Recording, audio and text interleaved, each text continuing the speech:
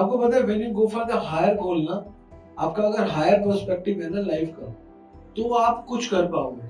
कई लोग कहते हैं अरे यार कोई बात नहीं, बस दाल रोटी चल रही है। We are not here to learn art of living, we are here to learn art of dying. अगर आपका आर्ट ऑफ डाइंग सीख रहे हो तो आपका art of living automatically high हो जाएगा। आपको आर्ट ऑफ लिविंग हाई करना ही नहीं है, आप आर्ट ऑफ डाइंग अच्छा कर लो। कैसे अच्छा मरना है, आप अच्छा जीने लग जाओगे। अरे अच्छा मरने के लिए आप भक्ति करोगे तो आपका आर्ट ऑफ लिविंग अपने आप बढ़ नहीं जाएगा। और इस संसार की आप किसी भी चीज में ज्यादा घुसो, आपको ऑनेस्टली बता रहा हूँ, किसी भी चीज में आपको दुख निकल के दुखी हो जाए। हम दो ही तो काम, संसार के लोग दो ही काम कर रहे हैं, या तो लाभ के लिए भाग रहे हैं, या तो लाभ के लिए भाग रहे हैं, या हानि को बचा रहे, हानि ना। लाभ के लिए भाग रहे, बिजनेस कर रहे, हानि को बचा। हानि क्या? 10 की चीज 5 में ले लो, 8 में ले लो, 7 में ले लो। ये नहीं आप सब ऐसे ही हो ना। जिस दिन आप भक्ति में बढ़ने लगोगे ना, आपका देने का मूड करेगा, और अब अगर आपका लेने का मूड है ना, तो फिर आपकी भक्ति बढ़ने रही है। भक्ति का मतलब ही देना। अब ये नहीं है कि मेरे पास पैसा नहीं है मैं नहीं दे, पैसा नहीं है लेकिन भावना करो। मैं कहता हूँ आप ये सोच के भक्ति करो कि भक्तों की सेवा में लगाना भगवान की, भगवान आपकी कमाई बढ़ा देंगे। मजा तो तब है देने वाला, देने वाले का देने का मन है, लेने वाले को कमी नहीं है। ये वास्तविक दान है। एक तो हो गया दया दान कहते हैं जिसको, कि वो गरीब है उसको दे दिया। लेकिन इससे बड़ा दान क्या है कि उसके पास कमी नहीं है और आपको उसको देने की इच्छा है। उसके पास कोई फिर भी देने की इच्छा है। क्यों? क्योंकि आपके अंदर जितनी मात्रा में कृष्ण जागृत है और उसकी मात्रा में जितनी मात्रा में कृष्ण जागृत है, वो आपस में रेसिप्रोकेट कर रहे हैं।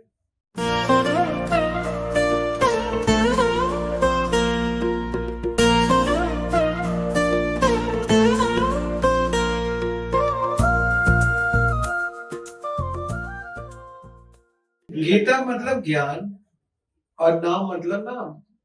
ज्ञान और नाम दो चीजें इसमें बहुत रेलेवेंट है। तो ये दोनों हमारे जीवन में, एक्चुअली भक्ति का यही है, श्रवण कीर्तन ही तो है मुख्य अंग, है ना। क्या है वो, है ना, वो सुंदर सा श्लोक है ना भागवतम के दूसरे स्कंद, बड़ा सुंदर शुरू होता है, तस्माद् एकेन मनसा भगवान सात्वताम पति श्रोतव्य कीर्तितव्य ध्येय पूजन निश्चित। तस्माद् एकेन मनसा भगवान सात्वताम पति। अपना मन एक जगह लगाओ भगवान में और भगवान को पति रूप में सेवा करो। पति रूप में सेवा इसलिए बोला जाता है क्योंकि पति एक होता है। कई लोग कहते हैं ना भगवान को पति क्यों बोला जाता है, कई लोगों का पोस्ट क्वेश्चन होता है कि व्हाई सिर्फ पति। आजकल तो ठीक है डिवोर्स में 2-3 हो जाते हैं, बट जनरली पति एक होता है ना, और एक होता है और बड़ा होता है और रिक्वायर्ड सर्विस मांगता है ना। माँ भी एक होती है लेकिन रिक्वायर्ड सर्विस नहीं मांगती, माँ सर्विस करती है ना। वो भक्त की है, वो भक्त के लिए जब भक्ति की बात की जाती है तो माँ को लिया जाता है। तस्माद् एकेन मनसा भगवान सात्वताम पति श्रोतव्य कीर्तितव्य ध्येय पूजनीय। तो भगवान के बारे में श्रवण करना, भगवान का कीर्तन करना, उनको ध्यान करना। ध्यान मतलब स्मरण। जैसे भी मैं कीर्तन कर रहा था, मैं बोला जय राधा माधव राधा माधव राधा माधव राधे। मैं कंफ्यूज हो गया। क्यों कंफ्यूज? मैं 2 राधा माधव चल रहे थे, एक रोहिणी वाले, एक मायापुर वाले। तो क्या कॉम्बिनेशन, मैंने सोचा जय सीताराम लक्ष्मण, एकदम से मैंने क्या बोला, जय पंच तत्व, जय पंच तत्व। किसी ने नोट किया था? किसी ने नोट किया था? यस। तो I was thinking 2 Radha Madhav, one in Rohini and second one in Mayapur. तो मैं रोहिणी को देख रहा था, फिर मैं वहां, तो फाइनली मैंने रोका, मैंने कहा किसको पकड़ूं। तो फाइनली मैंने जय पंच तत्व, जय पंच तत्व। तो स्मरण है ना, स्मरण आपको करना पड़ेगा किसी चीज को, आपको रोकना पड़ता है ना, स्मरण कई बार जबरदस्ती करना पड़ता है। फिर क्या आया, फिर फ्लो बन गया, फिर वो हट गए सीताराम लक्ष्मण, उनकी जगह नरसिंह देव आ गए।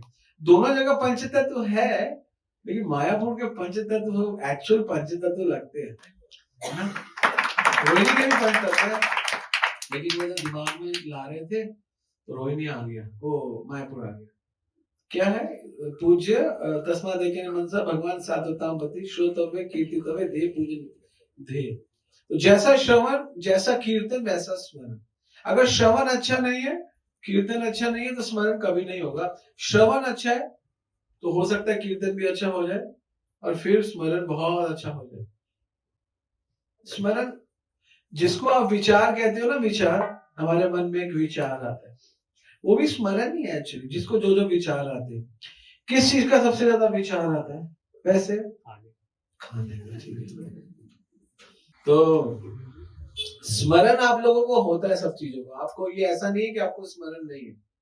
किसी को खाने का, किसी को पैसे का, किसी को वस्तु का, किसी को सम्मान का, किसी को अपमान का, किसी को फिल्म स्टार का, किसी को एक्टर का, किसी को क्रिकेटर का, डबल क्रिकेटर के बारे में स्मरण करता रहता है। और सब लोगों का अलग अलग स्मरण है ना। कई लोगों को पड़ोसी का, कई लोगों को अपनी दादी का, कई लोगों को अपनी मामी का, है ना। आप देखो कुछ ना कुछ, आप सोचो कोई कोई पर्सन, आप बैठोगे आपके मन में कोई थॉट आएगा, आप देखो तब तक आप प्योर नहीं हो जब तक आप कृष्ण का थॉट ना आए। तब तक ये पूरी प्रोसेस है, तब तक आप प्योर नहीं हो तो कृष्ण का थॉट ना आए। बहुत जरूरी है। तो इसलिए हमारे जीवन का श्रवण कीर्तन बहुत जरूरी है। हमको श्रवण क्या करना है? हम अगर हम श्रवण नहीं करेंगे ना, कम से कम मेरे हिसाब से 2 3 4 घंटे, आप लोग बड़े भाग्यशाली हो, सारे उपदेश सुनते 2 घंटे तो सुनते ही हो।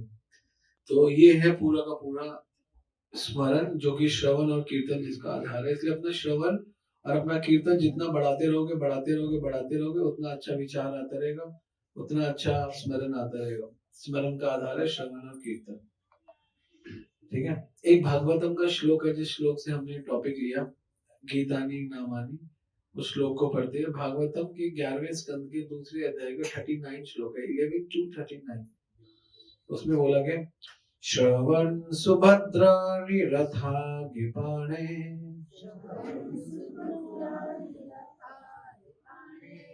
जन्मानि कर्माणि च याति लोके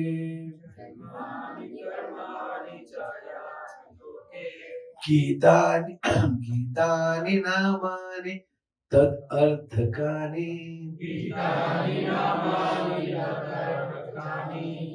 गायन विलज्जो विचरेत असंग। बहुत सुंदर श्लोक है इसमें। श्रवण सुभद्राणि रथागिपाणे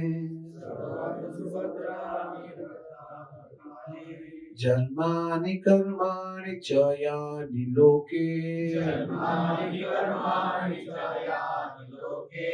गीतानि नामानि तद अर्थकानि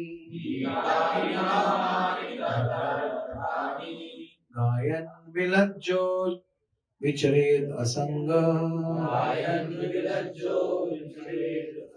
बहुत सुंदर श्लोक है। नव योगेंद्र और नेमी महाराज, एक्चुअली नव योगेंद्र जो थे, ये बहुत बड़े संत थे। और ये निमि महाराज के पास गए, और निमि महाराज बहुत राजा है, और राजा तो आपको पता है ऑलवेज ऑन द टॉप रहते हैं, पूरे के पूरे ऐश्वर्य में रहते हैं। तो उनमें उनको एक शब्द बोलते हैं असंग। इसमें जो आखिरी शब्द है ना, विचरेत असंग, विचरेत असंग, ये बहुत खतरनाक शब्द है। असंग का मतलब होता है कि विचरेत, जो भौतिक, जो असंग, संग मतलब क्या होता है? एसोसिएशन। असंग मतलब गंदी एसोसिएशन। और प्रोपात जी पता है परपट में गंदी एसोसिएशन क्या लिख रहे हैं? अगर आप पढ़ोगे तो 3 चीजों में गंदी एसोसिएशन को डिफाइन कर रहे हैं। कौन कौन सी? पत्नी, परिवार और देश। कौन सी 3 चीजें? इसको बोला गया असंग। अगर आप पूरा परपट पढ़ो तो ये लिखा है कि जो असंग है वो यही है। आपको ये क्या बोल दिया? पत्नी तो असंग नहीं है, परिवार तो असंग नहीं है, देश तो भारत में रहते तो असंग नहीं। 3 चीजों पे प्रमोट कर रहे हैं, और आदि आदि तो बहुत है। मेन 3 चीजें प्रभुपाद जी बोल रहे हैं। मैंने असंग से क्यों शुरू किया है श्लोक? वैसे तो श्लोक श्रवण से शुरू करना चाहिए, क्योंकि श्रवण सुनने से, लेकिन मैंने सबसे आखिरी वाला शब्द दिया। उसके पीछे रीजन है, क्योंकि इस श्लोक में निमि महाराज को नवयोगेंद्र बताते हैं कि ये जगत में सब लोग दुखी है, और सब लोग दुखी है और सब लोग सुख चाहते हैं। ये हमारा एक हमारी इच्छा है, सबकी इच्छा, सब दुखी है और सब सुख चाहते हैं। लेकिन असंग के कारण वो सही सुख नहीं प्राप्त कर पाते, और सबसे सुंदर जो सुख है वो संगी है। सबसे सुंदर सुख संगी है। आपके पास मान लो धन है, धन सुख है ना, धन सुख है, हाँ दो सुख है, लेकिन आपके पास धन है, लेकिन आपको सुख कब मिलेगा? जब उस धन के साथ आप अपनी पत्नी के साथ, अपनी बच्चे के साथ अपने खर्च करोगे तो आपको सुख मिलेगा। वैसे धन कागज है ना, कुछ फायदा है उसका? नहीं। धन कमाने में बहुत आनंद आया, आपने धन कमाया, आपको गर्व है कि मैंने 2 लाख रुपया, 1 लाख रुपया महीना, 5 लाख, 10 लाख जितना कमाया।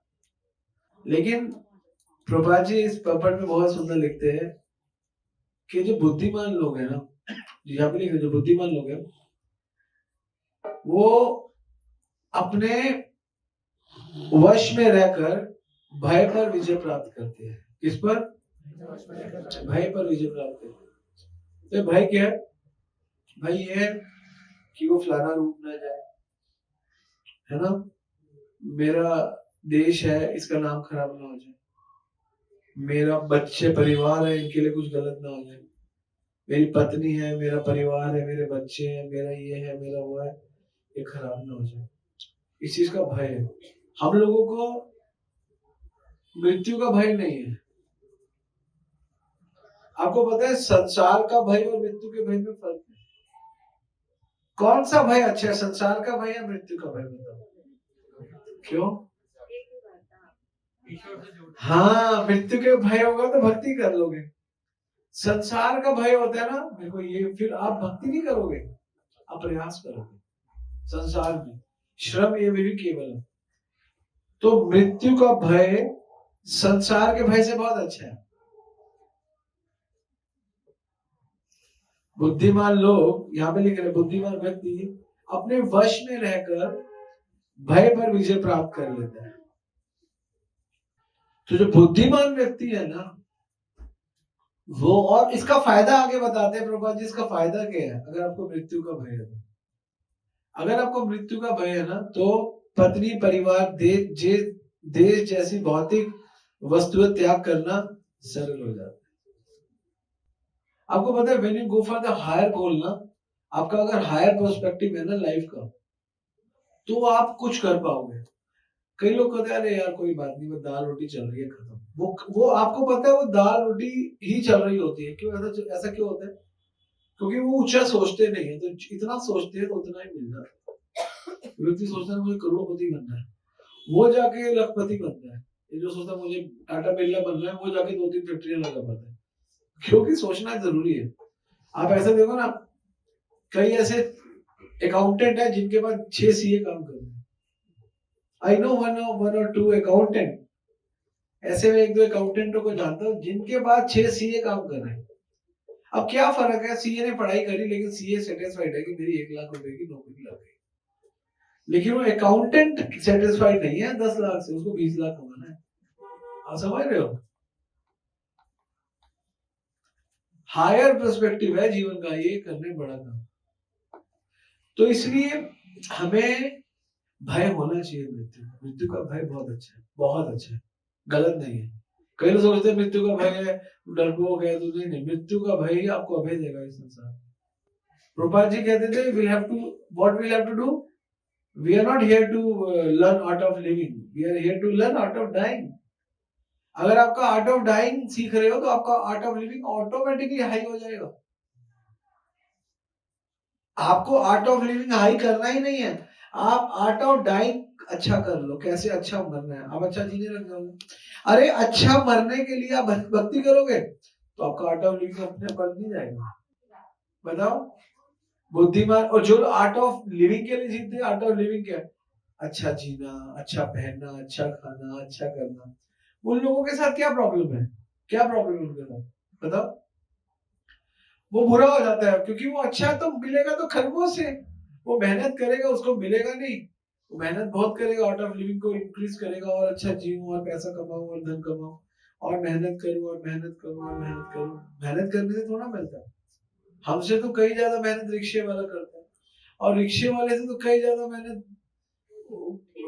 ठेला वाला करता है, ठेले से तो कई ज्यादा मेहनत बैल करते हैं, बैल से तो कई ज्यादा मेहनत गधा करता है, गधे से तो कई ज्यादा मेहनत घोड़े करते हैं, है ना।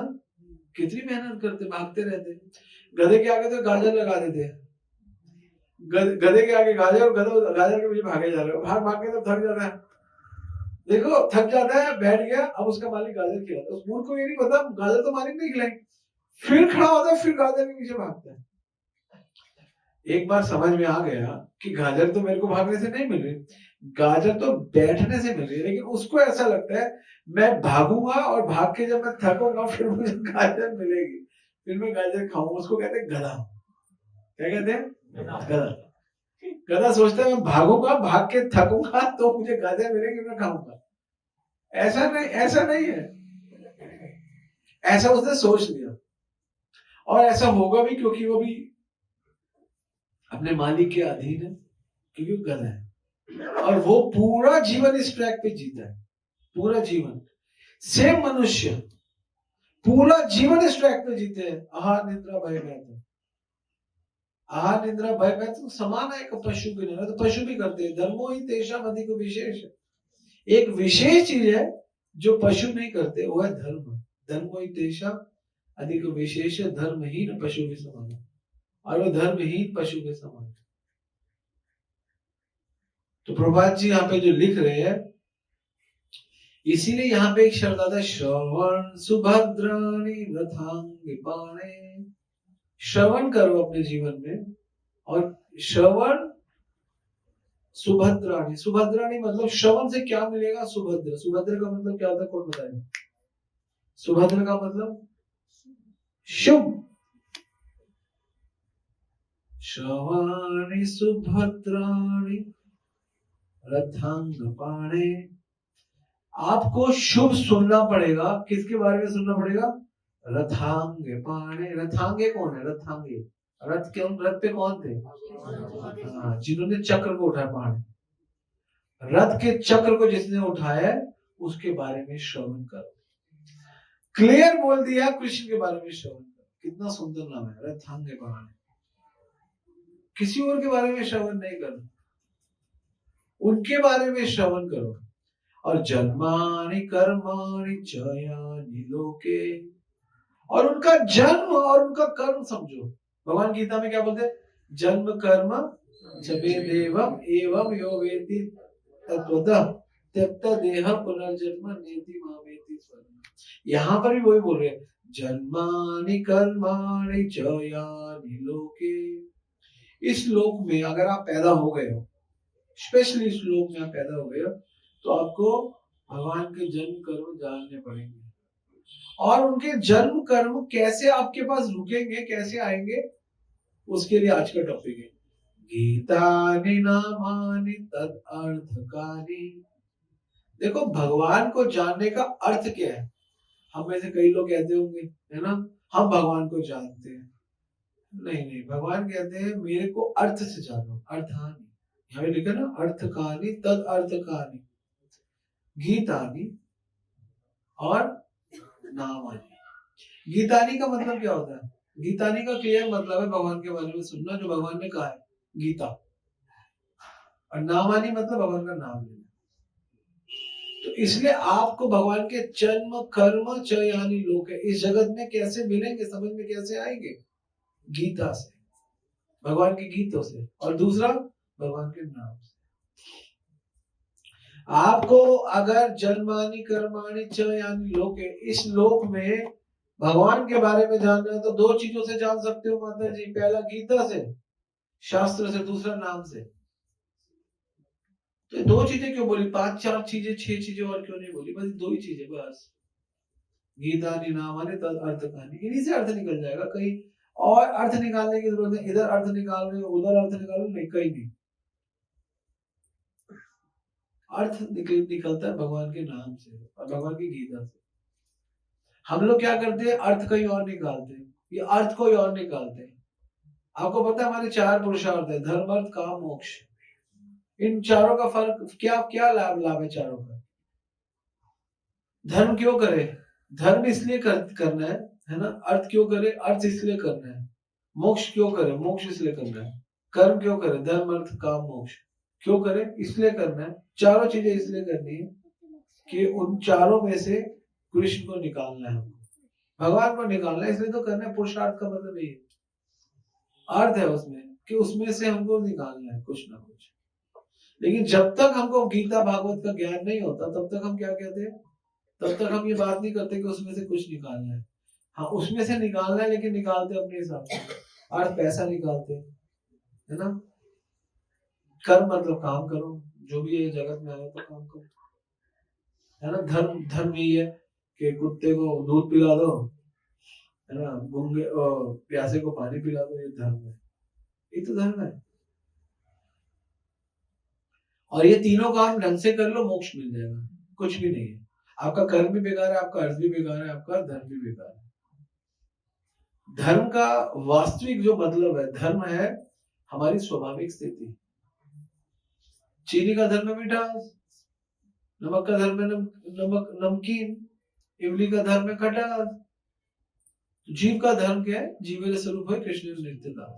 हमारा दासत्व ही धर्म है, भगवान की दासत्व को ग्रहण करना हमारा धर्म है, ये हमारा धर्म है। और हमारा अर्थ क्या है, हमारा अर्थ ये है, हम धर्म कर रहे हैं, हम कर्म कर रहे हैं, उसके लिए हमें अर्थ चाहिए, या उसको करने से, कर्म करने से अर्थ आएगा।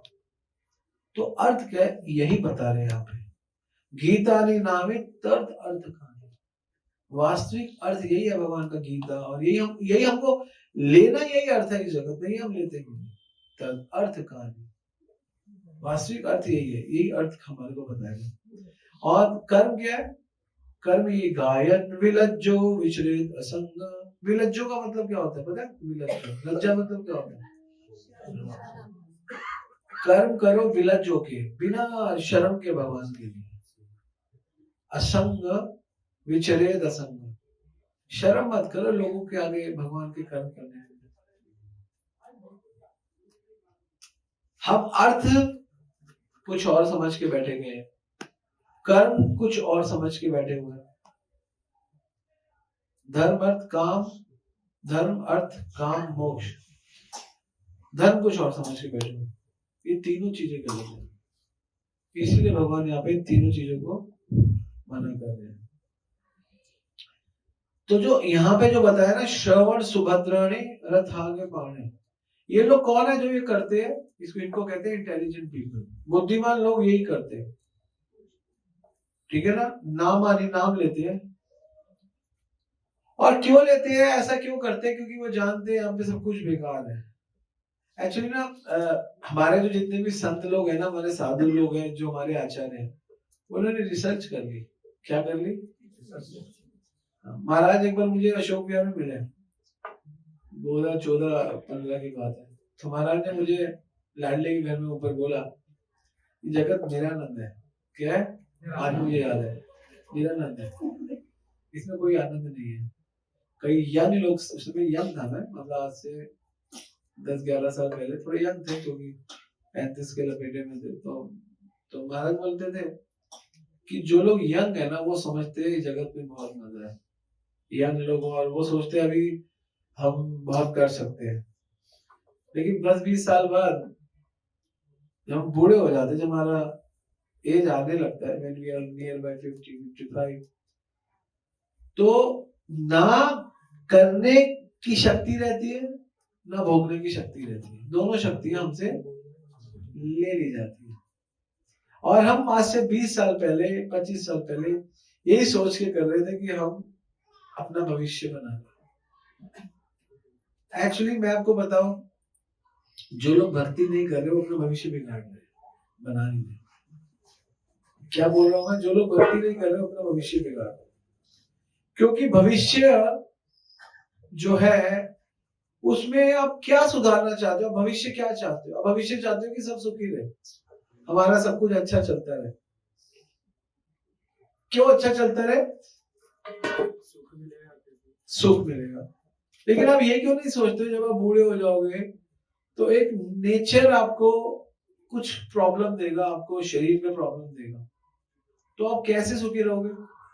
आपको आपके संबंध प्रॉब्लम देंगे, आप कैसे सुखी रहोगे? आपको आपका व्यवहार प्रॉब्लम देगा, आप कैसे सुखी रहोगे? ये सब चीज अगर आप भगवान से नहीं जुड़ते हैं तो धीरे धीरे आपको पता है, जब कोई 60 का होता है उसके आगे बोला जाता है सठिया गया। सुना है? बोला गया ना। अब ऐसा क्यों बोला गया सठिया गया?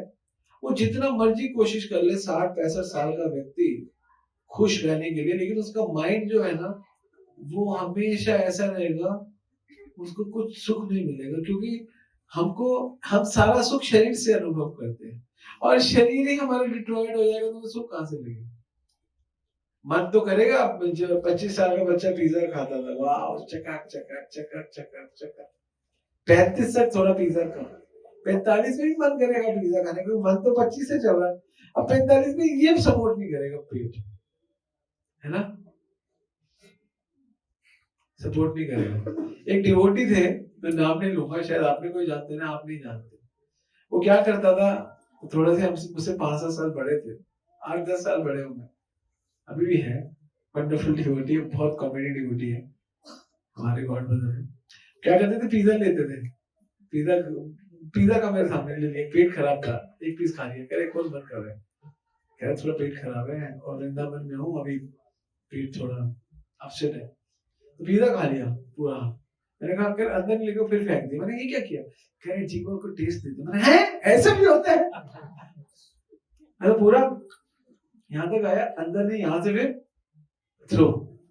समझ यार ये कौन सा ट्रिक है? मतलब ऐसे एक्सपेरिमेंट करते हैं लोग जिनको भोग, जिनकी इच्छाएं होती है ना, पूरा टेस्ट आ गया पिज्जा, चिंगम चिंगम चिंगम वाला जो आता है, खाली अब यहाँ तक तो आ गया, यहाँ से बाहर कर दिया, वाह, अंदर लेके नहीं गए, पूरा टेस्ट ले लिया, थोड़ा बहुत जो पेट सही सही तो तब भी नहीं रहा था खैर, लेकिन एक आधा खा लिया, तो एक्स्ट्रा करने के लिए उन्होंने ऐसे किया। एक मेरा चाइल्डहुड फ्रेंड था, he was my child, now he is no more. जब हम आजाद मार्ग में रहते थे तो न्यू ईयर पार्टी करते थे, तब हम पुरानी दिल्ली गए थे, दिल्ली 6 गए, आजाद मार्केट, पता नहीं किसने सुना, तो हमारी ना छतें यूं मिली हुई थी, जैसे हम सारे घर थे ना, एक मेरे बैक पे दोस्त, तो ना 4-5 दोस्तों की छतें मिली थी, बाकी हम ऐसा करते थे एक दूसरे की छतों से करते थे, छत पे ही प्रोग्राम रखते थे रात को, 31st को ठंड में ऊपर वो लकड़ी हो गई, बॉन फायर की, और कीर्तन तो नहीं, वो डीजे लगा लिया वो बड़े बड़े, और वो चला दिया और नाचते थे सारे। तो ना एक हमारा दोस्त था, वो चला गया बेचारा, मोटू था वो क्या करता था, उसको खाने का बहुत शौक था, बहुत शौक था उसको खाने का, बहुत। वो खाया रात को 9-10 बजे खाया, और उसके खाने के बाद कहते हैं यार पेट तो जगह नहीं है, लेकिन मन भरा हुआ है, मन कर रहा है। वो क्या करता था, उंगली लेता था, उंगली मारता था, सारी वॉमिट करता था दूसरे की छत पे, फिर खाता था। आप इमेजिन कर सकते हैं, मैंने खुद मैं कहता था तू पागल है क्या, व्हाट यू डूइंग? नहीं भाई तेरा तुमने बचा दिया, कौन वेस्ट नहीं करना। उंगली मारा, अपना ही बाहर निकाल के फेंका और फिर खाया। You know, this is kind psycho ना, he is no more now, he died in just 28, वो 30 साल में, 29-30 में मर गया लड़का, ये 32 में। मेरा बहुत क्लोज फ्रेंड, मतलब हमारा ग्रुप था ना पुरानी दिल्ली के, हम 7-8 लड़के थे, वो वही ऐसा था खाने का उसको, और very healthy, having good stomach and good pet and बिल्कुल पेट, क्योंकि ना लोगों को ना सबर नहीं, लोगों को ना तृप्त नहीं है जो, हाँ वो चला गया, वो ज्यादा उसको यहाँ पे गले में कैंसर हो गया, नहीं डाई। और आई नो क्यों, खाना खाता था पेप्सी की बोतल पीता था, खाना खाता था पेप्सी की बोतल, अजीनो मोटो चाउमीन खाता था, अजीनो, उसका सारी ग्लैंड, पेट के ग्लैंड में मर गया, ज्यादा खाने से मर गया, सीरियसली ज्यादा खाने से मर गया। आप इमेजिन कर रहे हो, तो आप इस जगत में कितना भोग कर सकते हो, आप में कैपेसिटी नहीं है जितना करना। तो महाराज की मैंने बात दी, जगत निरानंद है, और हम इस जगत को सोचते हैं इस चीज में आनंद है, उसमें ज्यादा घुसने का प्रयास करते हैं। और इस संसार की आप किसी भी चीज में ज्यादा घुसोगे, आपको ऑनेस्टली बता रहा हूँ, किसी भी चीज में आपको दुख निकल के दुखी आ जाएगा। इस संसार को लिमिटेड रहो, इस संसार में हर चीज लिमिटेड करो, आप सुखी रहोगे। जैसे ही संसार को अपने अनलिमिटेड लेवल तक लेकर गए, किसी भी चीज को आपको दुख मिल जाएगा। और लिमिटेड में क्या सुख है, लिमिटेड में चलता रहेगा, मतलब 19-20 आगे पीछे चलता रहेगा, ज्यादा नहीं कर सकते। इस संसार में ज्यादा करने के लिए कुछ है नहीं। भक्ति कर सकते हो लेकिन वो हमसे होती नहीं है ज्यादा, और होगी भी नहीं, क्योंकि हम पवित्र नहीं है, शुद्धता से होती है। और इस संसार का जो मेन सब्जेक्ट है यहाँ पे जो बता रहे हैं कि मेन सब्जेक्ट इस संसार का जो है, क्या है मेन सब्जेक्ट इस संसार में? बताओ।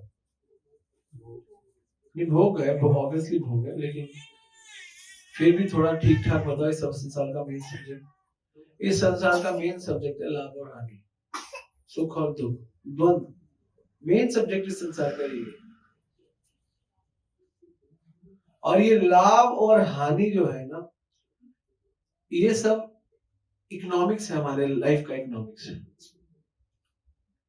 इसलिए आप इस संसार में लाभ हानि और संसार आपको केवल समाज दे सकते हैं। क्या दे सकता है? समाज। लेकिन यहाँ पे जब तक आपको श्रवण सुभद्रानी रथांग पाणे, लेकिन जब तक आपकी लाइफ में स्पिरिचुअल गाइडेंस नहीं है, स्पिरिचुअल पर्सनालिटी नहीं है, तब तक आप ह्यूमन नहीं बन सकते। आप यहाँ पे लिखे कि हाँ, आप समाज या संसार में हम लोग क्या करते हैं, संसार में समाज बनता है, लेकिन भक्ति में आके समाज नहीं बनता है, इंसान बनता है, और इंसानों का समाज बनता है। क्योंकि आधार इकोनॉमिक्स नहीं है, हमारी भक्ति कोई इकोनॉमिक्स बेस्ड नहीं है। हम यहाँ पे लाभ हानि सुख दुख है ना, इच्छा द्वेष समुत्थेन द्वंद्व मोहेन भारत संभूतानि सर्वभूतानि सम्मोह सर्गे यान्ति करत, सर्वभूतानि सम्मोह सर्गे यान्ति करत। हमारा पूरा लाइफ इकोनॉमिक्स है और कुछ नहीं है, हमारा पूरा लाइफ इकोनॉमिक्स है। अगर आप इकोनॉमिक्स के कोई स्टूडेंट हो तो पता होगा, हमारा लाभ हानि को हम पूरा लाइफ बैलेंस कर रहे हैं। हम या तो लाभ के लिए भाग रहे हैं, या भाग रहे कि ऐसा कुछ करें कि हानि ना हो। यही है ना हमारा लाइफ। या तो लाभ के लिए भागेंगे, और कभी लाभ नहीं है तो हानि ना हो, तो है ना। जैसे लाभ के लिए भागेंगे, बिजनेस कर रहे हैं, पैसा कमा रहे, नौकरी कर रहे, पैसा कमा रहे, ये हो गया लाभ के लिए। और फिर जब परचेजिंग करने जाएंगे, इसका सही लगा लो, 15 का 10 लगा लो, 10 का 5 लगा लो। हम भगवत गीता करते हैं ना, बुक डिस्ट्रीब्यूट, लोग हमसे मार्केटिंग करने लगे थे। एक व्यक्ति मुझे रसोई में मिला है, बोलता है अभी इस बार क्या कहते हैं, कह रहे हैं पहले 100 की, ये पहले तो ले नहीं रहा था, फिर लेके 100 की एक लेने लग गया। फिर कहता है जब देख रहे हैं कि मैंने बड़ा प्यार से कह रहे हैं 100 की गीता ही दे दो, तो मैंने बोला भैया ये बात हो, कह रहे हैं दे दो, फिर ऐसा करो 30 रुपये और दे देता हूँ, 10 रुपये और दे देता हूँ। मैं मन में सोच रहा था यार ये तो बिल्कुल हमको ऐसा बना दी जैसे हम वो सब्जी वाले हैं या छोले बेचने सड़क में है बाहर में। क्योंकि हम दो ही तो काम, संसार के लोग दो ही काम कर रहे हैं, या तो लाभ के लिए भाग रहे हैं, या तो लाभ के लिए भाग रहे, या हानि को बचा रहे, हानि ना हो।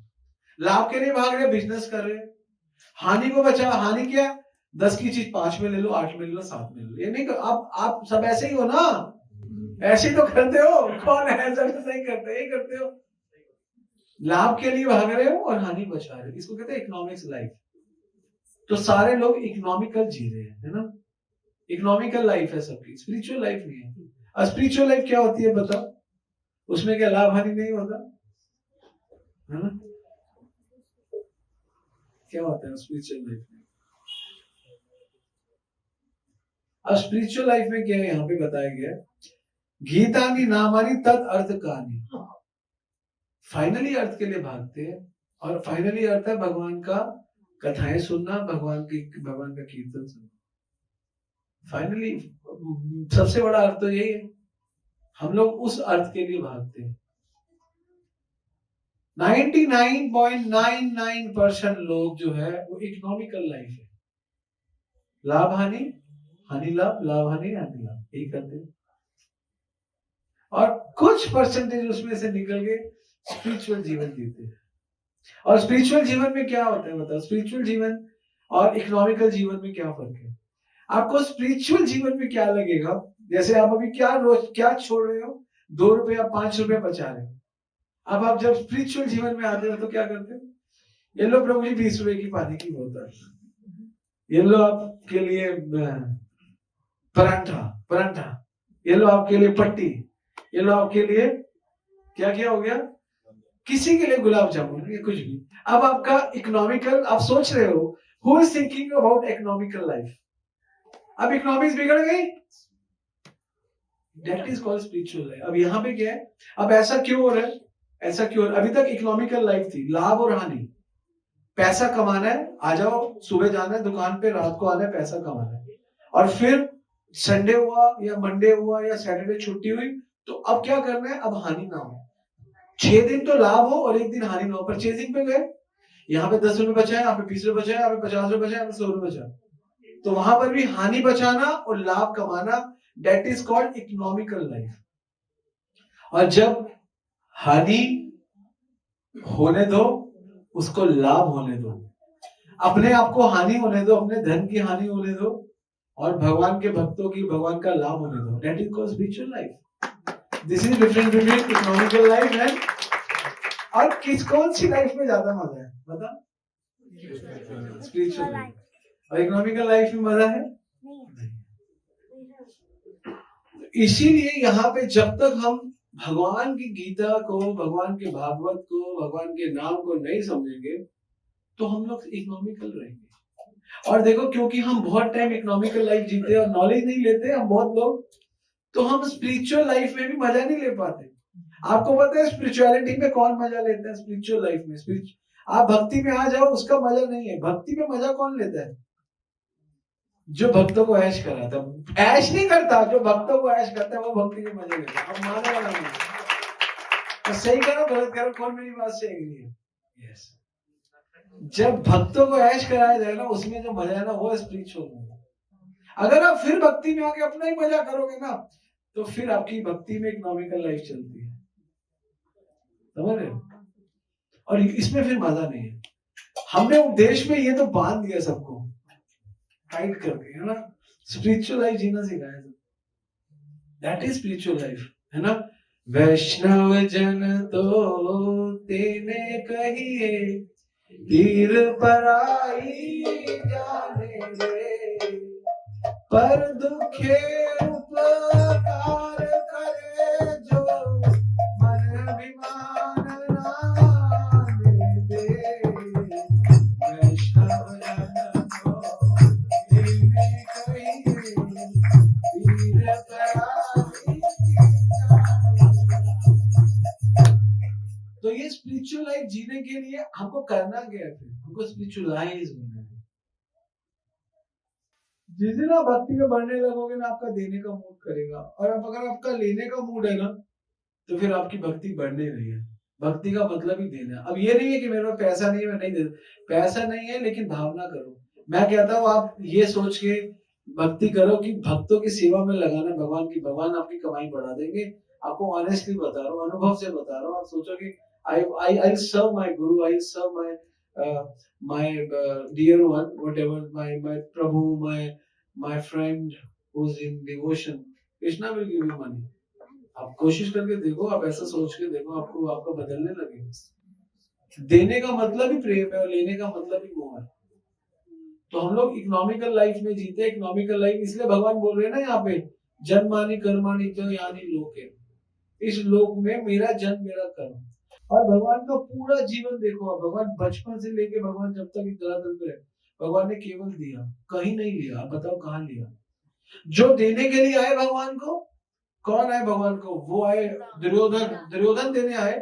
भगवान आपके लिए क्या 56 भोग, भगवान ने नहीं लिया 56 भोग। भगवान कहाँ गए? रानी के पास गए, केले के छिलके खाने के लिए रेडी है, सुदामा के चावल लेने। क्योंकि भगवान कहते हैं, आपको पता है ना, भगवान ना भगवान के भक्तों को लेने में कोई इंटरेस्ट नहीं है। मजा तो तब है देने वाला, देने वाले का देने का मन है, लेने वाले को कभी नहीं है। ये वास्तविक दान है। एक तो होता है दया, दया दान। दया दान क्या होता है? बेचारा गरीब है, उसको दे दिया।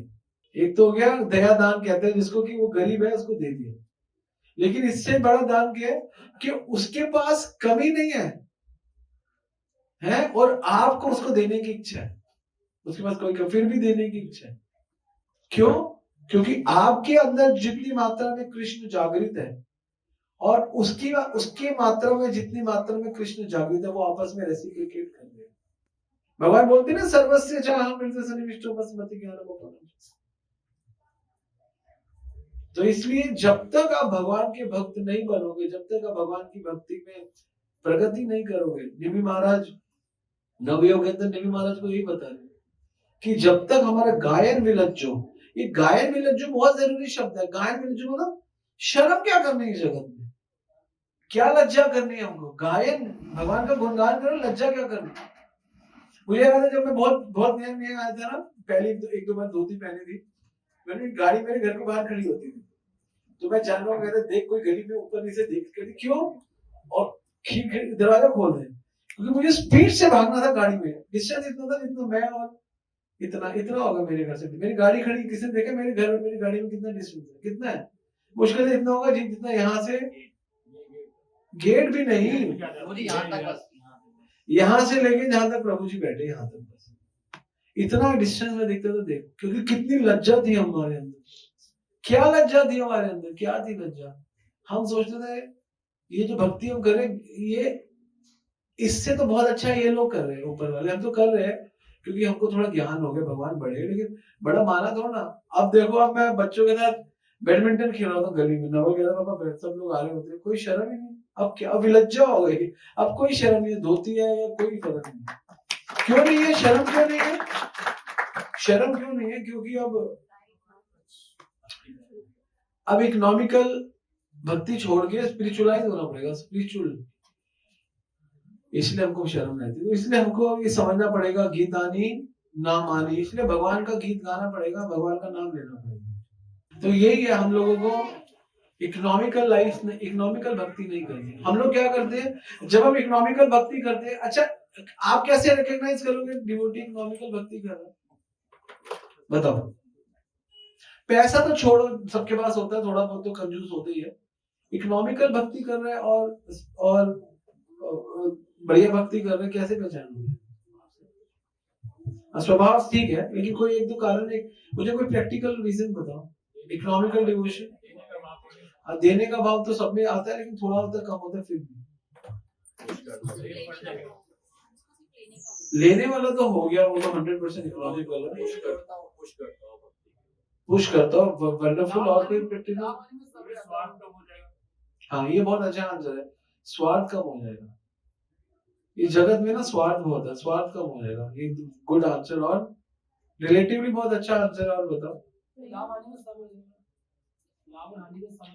वो भी ठीक है, लेकिन इसी श्लोक में बोला हुआ, बताओ। हाँ, क्या हो जाएगा? हाँ, बेशरम तो हो ही जाएगा, वो भी ठीक है, विलज्ज हो जाएगा, वो भी ठीक है। इसमें एक शब्द है एंड में, बिल्कुल, विचरेद असंग। असंग वो ना इस जगत के लोगों का संग कम करते हैं, फालतू के लोग है ना, प्रैक्टिकल है ना। असंग मजा नहीं आएगा यार, बेकार है यार, चलने के साथ मजा है। आपको कहूँ भक्तों के साथ रहते हुए छोले भटूरे खाने का भी बहुत आनंद है ना, और संसार के लोगों के साथ बड़े बड़े होटलों में जाने का भी कोई आनंद नहीं। मैंने नोटिस किया जब हम भक्ति में आए ना, थोड़ा बहुत 2-4 साल हो गए, 5 साल, फिर जब संसार के भक्त लोगों का संग करते थे ना, तो बहुत मजा नहीं आता था, लगता था यार ये लोग तो बस ऐसे तंग करने के लिए बने। फिर भक्तों के साथ आते तो वहां लड़ो भी मरो भी, लेकिन भक्तों के संग में ही रहो, तो इसमें आनंद बहुत है। ये जगह टेम्परेरी है, सब चीज टेम्परेरी है, सब चीज धीरे धीरे ठीक हो जाती है, लेकिन आप संग में रहो, संग बहुत जरूरी है। छाड़िया वैष्णव सेवा निस्तार पाई के, इसलिए असंग क्या है? विचरेद असंग, ये है आपको सही तरीके से। अगर आप लोगों को भक्तों का संग अच्छा लगता है सबको और मजा आता है, तो समझ लो आपकी भक्ति बढ़ती जा रही है। अब ये लगते रहना चाहिए, ठीक है। हरे कृष्ण।